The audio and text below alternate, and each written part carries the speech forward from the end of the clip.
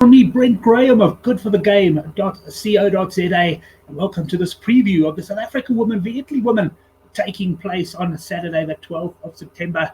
I'm backing the Bok women to defy the odds. Well, as I said, welcome. If you do enjoy your rugby, you enjoy your betting previews, give us a like, hit the subscribe button. Make sure you don't miss our Thursday night show. If you are watching the show, please don't mistake my bets for financial advice. Right, let's move on to the game itself. Springbok Women v Italy, it's taking place at the Athlone Stadium. That's on Saturday, the 12th of October at 2 o'clock. It will be televised on SuperSport. And I must admit, I've absolutely been loving the women's rugby. Just 1 year until the Women's Rugby World Cup. And now's the time for us to start focusing. Whether you're a rugby fan or whether you're a punter or whether you're both like me, you want to start paying attention. Let's have a quick look at the world rankings here on the right-hand side. England, of course, top ahead of Canada. They meet each other this weekend. New Zealand have slipped slightly, and they're down in third. They play fourth place. France this weekend. But let's go down towards a 12th spot there. You'll see South Africa in 12th, one behind Japan, who you'll see when we look at the results, they've actually beaten. And Italy, who they're playing, on 9th on the world rankings. And I think the bookmakers have predominantly looked at the world rankings when it comes to setting the odds on this game. Let's have a look at the World 15-2 table here.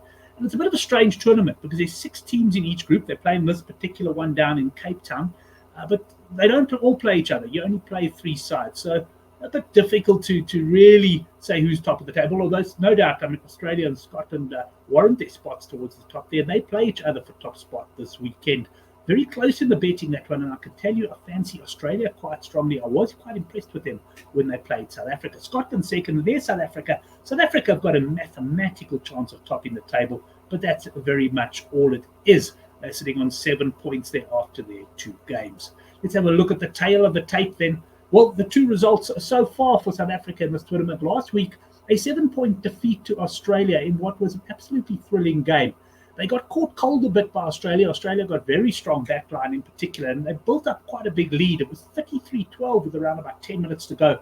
South Africa then really started getting on top in the forwards, wearing the Australians down, and they scored 2 tries.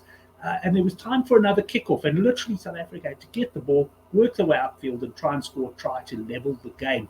Well, they came jolly close to do it, so the conditions by that stage were not great at all.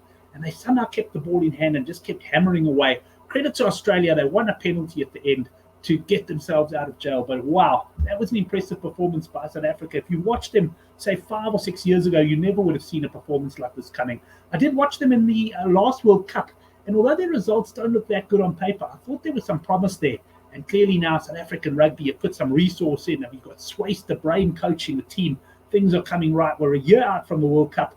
I don't think we can reach England's levels, but we can certainly ruffle a few feathers come the World Cup. We also beat, as I say, Japan there by 7 points. That was in the first game. Japan are ranked above South Africa.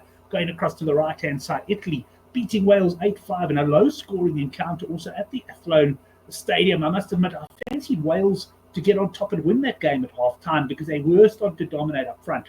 Credit to Italy, though. They defended well, but going to be very, very interesting to see how they handle the big South African pack.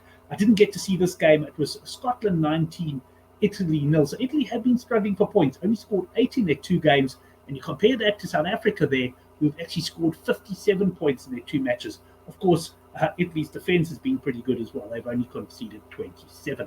Let's have a look at the head-to-head. Well, the sides played in 2018 in Italy. Italy won by 25 points.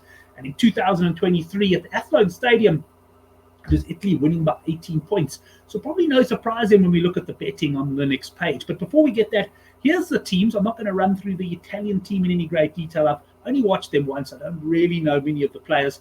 But South Africa, let's highlight a few of them. Number 13 there, Zitle Mpupa. She is an excellent centre, hard-hitting, tackles, runs hard. She's really going to be, I believe, a star in World Rugby.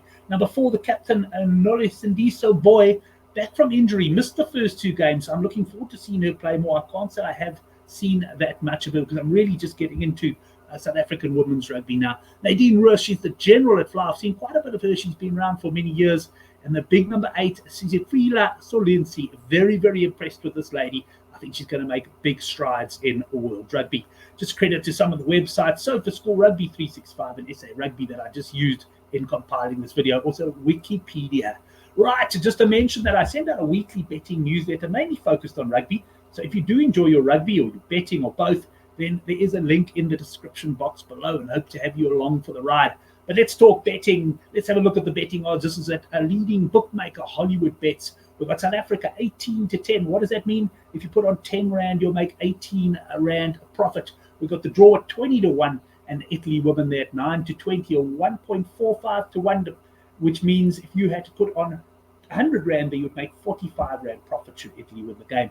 The handicap, you have 5.5 points. If you back South Africa, you need them to come within 6 points. And if you back Italy, you need them to win by 6 points or more. There's my bet. I'm not going to fool around with the handicap. I think South Africa can win this game. I've been so impressed with them. Italy, like I said, struggled a bit against that Welsh pack.